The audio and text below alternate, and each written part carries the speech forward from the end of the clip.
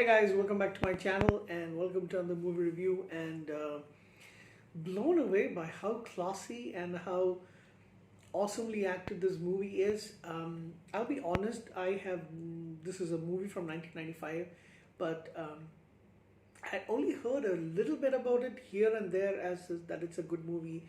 Um, Earlier, was it last year or maybe earlier this year?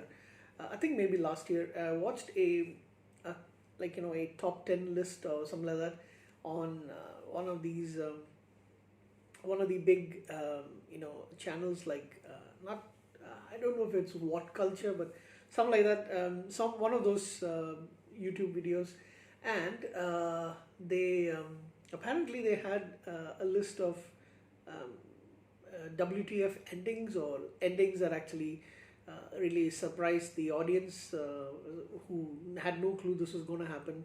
So among them, um, this was among the top 10, I guess. I am talking about The Usual Suspects. So like I mentioned, it's from 1995. I had heard a little bit about it, but at the same time, I didn't know that it was going to be really good, and it didn't make that much money. Directed by Bryan Singer, by the way.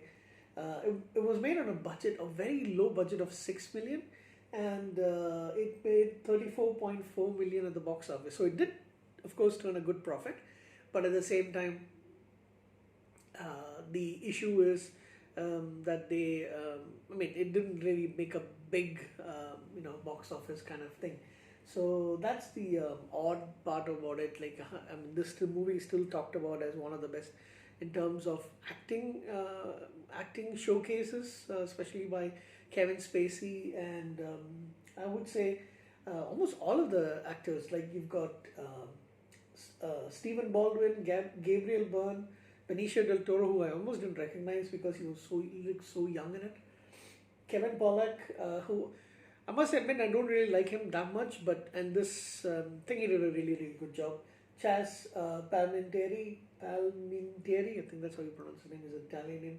Pete Postlethwaite, yes, obviously a very good actor, and of course Kevin Spacey, who is actually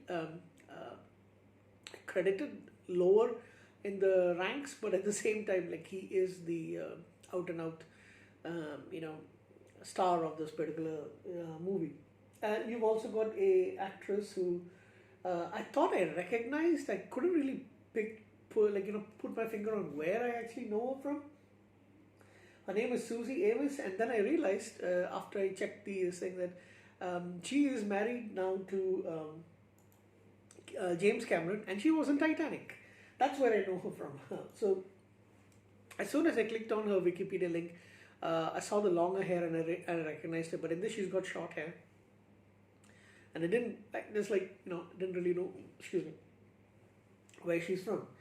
So, story, of course, The Usual Suspects. These guys are pulled in for questioning, and then they join forces. They, while they're in prison, they talk about doing, a couple of what do you call them? Couple of jobs, so that and Gabriel Byrne's character wants to really take it to the cops. They do one. They 50 corrupt cops are actually caught in that particular thing. It's brilliantly done. So and then goes on and on. And then there is this when they do a job in Los Angeles, they're told that they are now indebted to a mysterious, legendary underground Hungarian mobster named Kaiser Sose, and it's old news, so I'm not really going into the plot so much, but it's all about trying to, there's $91 million at stake of cocaine. Kaiser Sose wants his Argentinian drug smugglers to be wiped out, and if they do, they are now indebted to him because he is kind of like blackmailing them, and he wants them wiped out.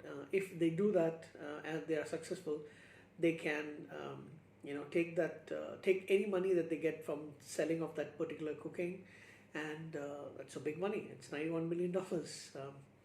And then their debt is kind of like he's going to let them go free, so his people will not spare him. His lawyer is played by Pete Postlewaite, and I'm not really sure. The name that he calls him in this movie is Kobayashi, and he's a lawyer. But the way that Pete Postlewaite speaks, was he trying to sound Indian? That's what I felt. I mean, that's really odd the way that he was actually saying certain things, and even the intonation sounded pretty Indian. So I was wondering. Anyhow, as we come to know the end, the cripple, the character played by Kevin Spacey, who is the nickname is um, Verbal. His name is Roger Kent. He's actually Kaiser Soze, and we don't really know if if Kaiser Soze is actually the real name or is it somebody that he's actually invented. So the role was actually written specifically for him, and Spacey called Singer, told him he was interested.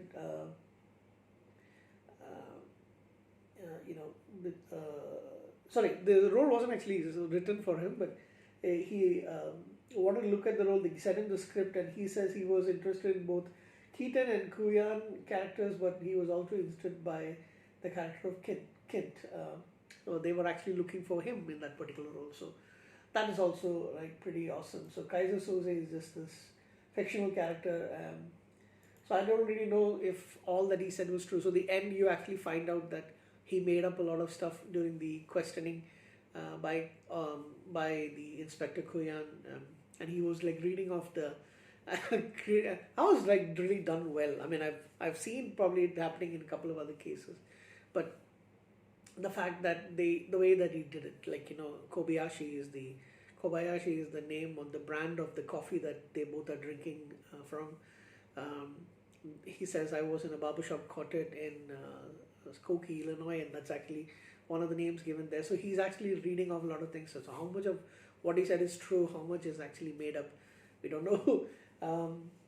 I'm going to give this movie a 9 out of 10. I mean, I kind of knew the ending. I knew that he was going to be the main one, but still at the same time, I think I'll give this movie acting wise, I really can't expect too much from the main leads. Even Chaz Palminteri's character, Gabriel Byrne's character, all of them were amazing. So small movie, but when I say small movie, a budget of such a small movie, but at the same time it was amazing. I'm really really surprised. So that's why I'm kind of giving it a couple of points, maybe because of at least I will give it a point more, probably because of that. So I look into several aspects. So therefore I'm giving it a healthy 9 out of 10, which is something I definitely do need to get in my collection. So I was really happy watching it early in the morning, or I would say late last night. It was like almost 1 in the morning when I started watching it. So that's my review about it, mainly because I was blown away by the movie. So